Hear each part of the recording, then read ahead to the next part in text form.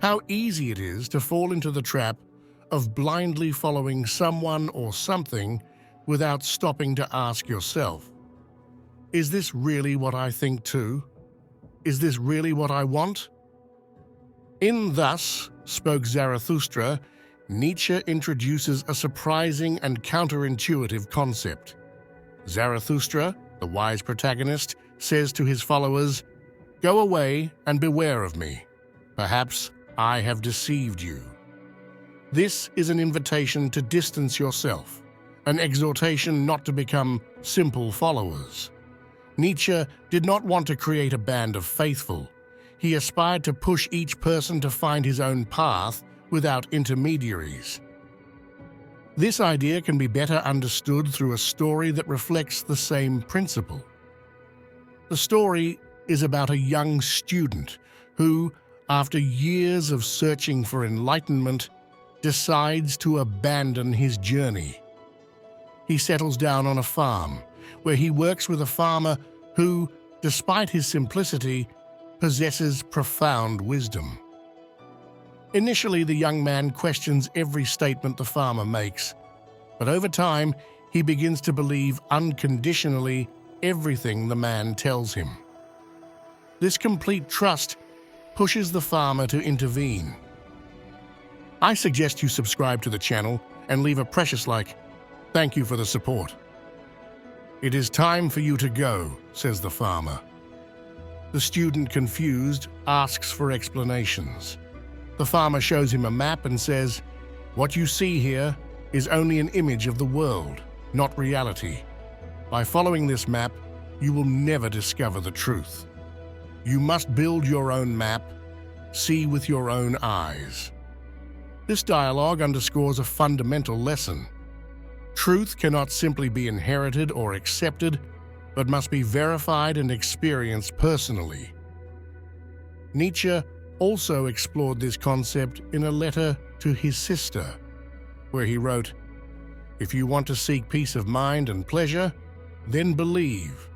But if you want to be a devotee of truth, then investigate." The distinction between believing and investigating is crucial. Believing means passively accepting a worldview constructed by others. Inquiring, on the other hand, requires courage, effort, and the risk of questioning even what seems obvious. Another key point is the danger of blindly following a guide. Nietzsche himself warned that those who follow someone else's map are in danger of getting lost.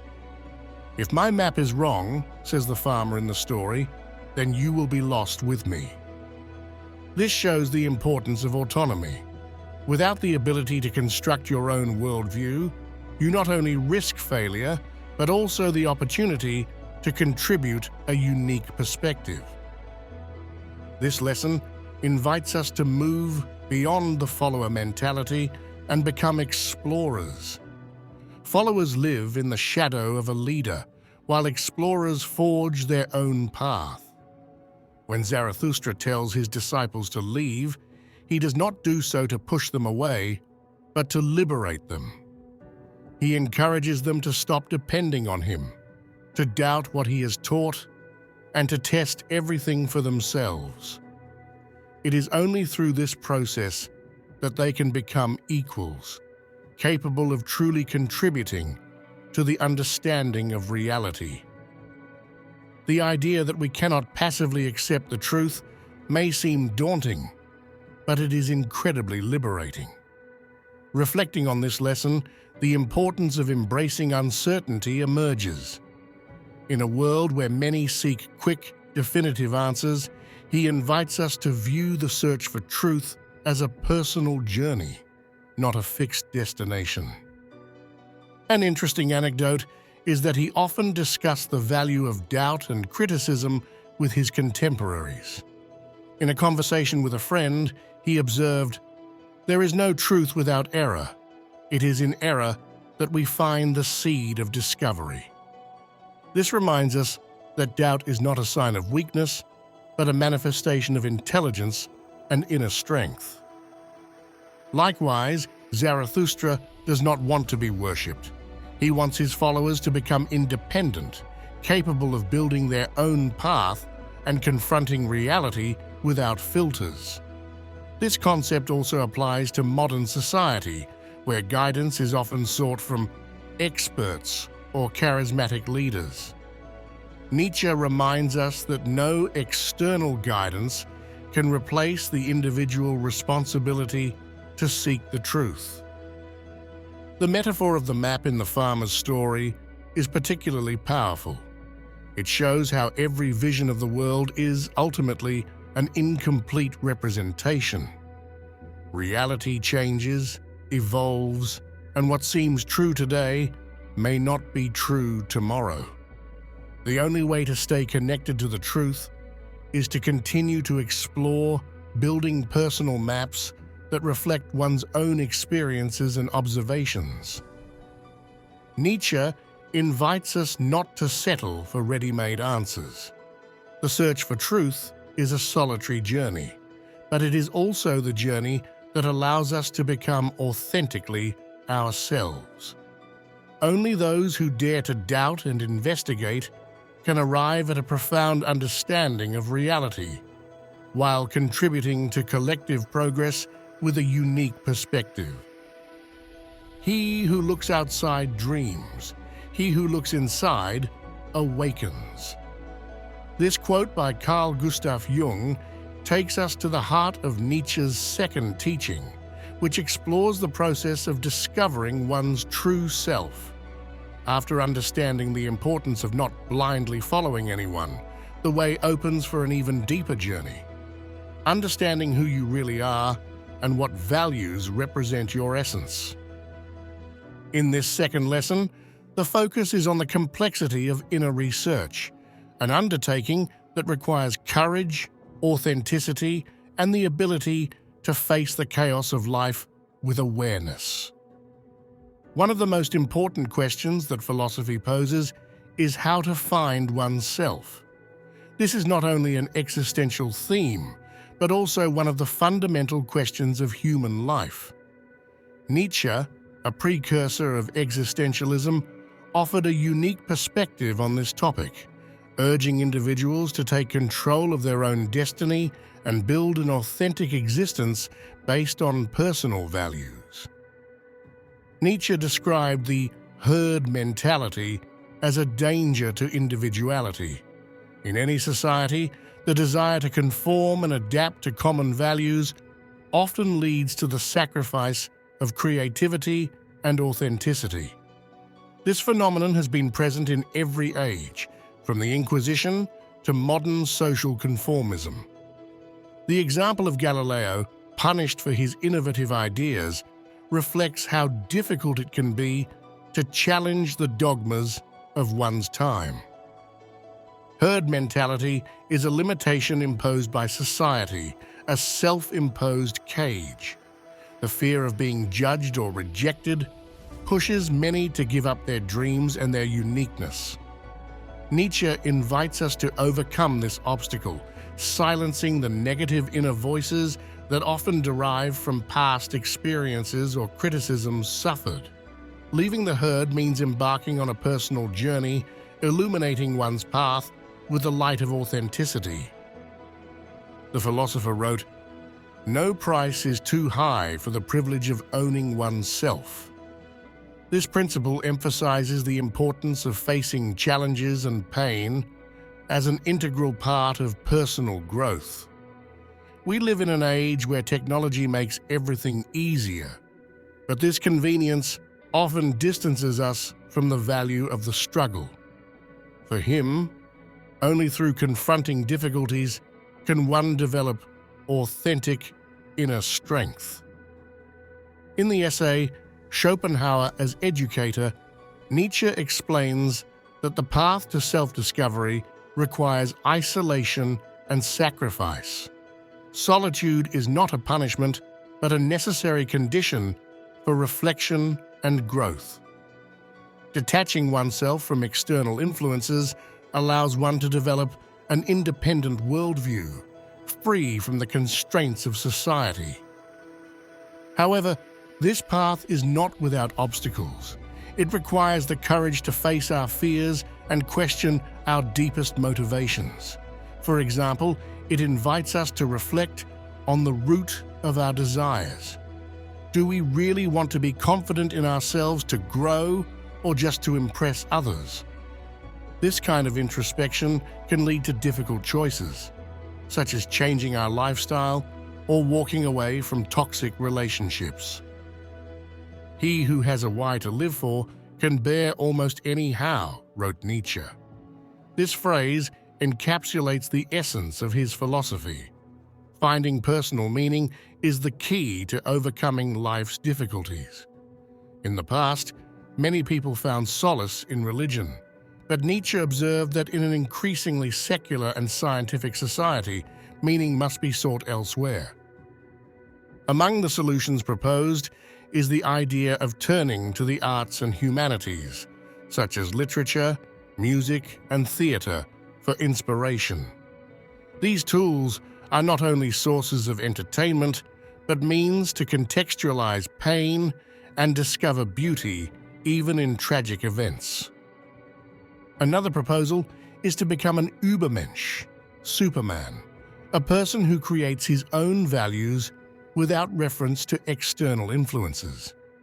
This approach requires deep personal responsibility and the ability to define what is truly important to oneself without being influenced by the judgment of others. Finding yourself for him also means creating your own values, a process he describes as lifting the heaviest weight. This weight represents the legacy of collective beliefs that we often accept without questioning them. To free yourself, you need to review these beliefs and ask yourself if what you are doing has an authentic meaning or is simply the result of social conditioning. This transformation does not require drastic actions, but gradual and conscious change. Making a list of what limits your freedom, analyzing relationships that do not foster personal growth, and adopting strategies to improve your situation are concrete steps towards creating a more authentic existence. The secret to moving forward is to begin. But what happens when the burden of shame prevents you from beginning, from truly being who you are? And here we move on to the third lesson. Shame is a central theme in Nietzsche's philosophy, and in The Gay Science, he writes, "What is the seal of liberation? No longer to be ashamed of oneself." This concept goes beyond simple guilt. Shame is a mechanism that can trap the individual in a life devoid of authenticity. He sees toxic shame as an obstacle to freedom, as it pushes one to live according to society's dictates rather than in accordance with one's own nature. Freedom, according to Nietzsche, is the ability to become who you really are. To understand this idea, he uses a simple but powerful metaphor: the seed of an oak. Every seed contains the potential to become a majestic tree, but this depends on the conditions in which it grows. Likewise, every individual has within themselves the potential to be fully themselves, but external factors such as shame can hinder this growth. Shame occurs when the mind is confronted with an externally imposed ideal. This should be is a product of society, family, or cultural expectations. A practical example is that of Timmy, a sensitive and artistic boy who, due to criticism from his mother, gives up his true self to adopt a false personality. Timmy begins to imitate behaviors that do not belong to him, losing contact with his own authenticity. When a person is ashamed of themselves, they often adopt a mask to hide their true self. This process, also described by therapist John Bradshaw, creates an internal disconnect that leads to feelings of alienation and loneliness. In Timmy's case, his life becomes a play. He tries to be what his mother wants, but he feels increasingly isolated and empty. This happens because relationships based on shame are not authentic, but are based on control and power. Nietzsche emphasizes that living up to the expectations of others means rejecting one's true self. Shame prevents one from exploring one's passions and talents, turning the individual into a ghost who exists only to please others. This leads to a meaningless life where authenticity is sacrificed on the altar of conformity. And then, he doesn't just criticize shame, he also offers a way to overcome it. The first step on this journey is to recognize that shame is the product of social conditioning. As he himself writes, "A child doesn't know what he should do, he does what he wants to do." Returning to that purity means abandoning imposed shoulds and rediscovering one's authentic desires. A second step is to address toxic relationships. Like Timmy, many find themselves trapped in dynamics that leave no room for authenticity. Breaking free requires courage. Walking away from those who limit your growth is often painful, but it is the only way to create relationships based on acceptance and love. Nietzsche also invites us to cultivate our potential without shame. This means accepting our weaknesses and imperfections, seeing them as an integral part of our uniqueness. It is not a question of eliminating shame completely, but of transforming it into a force that drives us toward improvement rather than blocking progress. At the core of his thinking is the idea that each individual has the duty to become who they truly are. This is not an automatic process, but a journey made of conscious choices and challenges. Freeing oneself from shame is one of these challenges, but it is essential to achieving one's full realization. Timmy, in the story, finally manages to break the chains of shame. He leaves the relationships that trap him, finds people who accept him for who he is, and returns to cultivating his passion for art. This change not only makes him happier, but allows him to live an authentic and meaningful life. Nietzsche reminds us that toxic shame is not only a personal obstacle, but also a social problem. When you stop feeling ashamed of who you are, you become an example of freedom for others. And this freedom, as he himself writes, is the seal of liberation. Thanks for following this little Nietzsche-inspired journey. Goodbye. Until next time.